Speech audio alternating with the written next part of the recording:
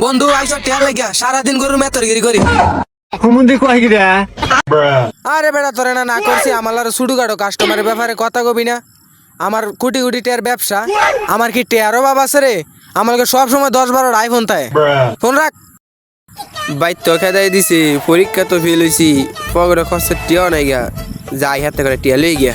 আচ্ছা তুই খারো, আমি 5 মিনিটের মধ্যে আইতাছি। এ চুপ কর। আচ্ছা আমি যা কইতাছি তুই বিল্ডিং এর কাজটা শুরু কর, আমি 5 মিনিটের ভিতরে আইতাছি। হা হা আইতাছি খারো। আরে তোরে কইছি না খারো। এ আমার বন্ধু আছে রে, কি কত কইব ফোনি।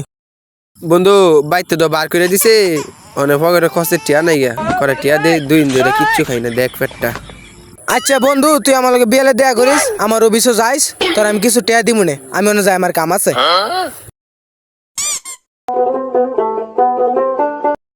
ওই বেটা তাড়াতাড়ি আমার গরুর ঘাস খাইতে কুতু গলায় লই আয়। আচ্ছা ভাই আপনি বাইর যান, আমি গরু ঘাস কেটে গোসল করে আইতেছি, আপনি আমার টিয়াটা রেডি রাখেন। কাজ করতে হতে জীবনটা শেষ, ফারাক তো নেতাগিরি করি, নয়া গরুর মেতরগিরি করন লাগে। কিরে বন্ধু, বন্ধু তুই না কাছে বিকাল আইতা আইসি তো, কিছু দিবি নাকি? বন্ধু আইসো টিয়ার লাগিয়া সারাদিন গরুর মেতরগিরি করি, শরীরটা অবশ হয়ে গেছে গা, তোর থেকে কিছু থাকলে আমার দিয়া যা। হুমুন্দি কয় গিরা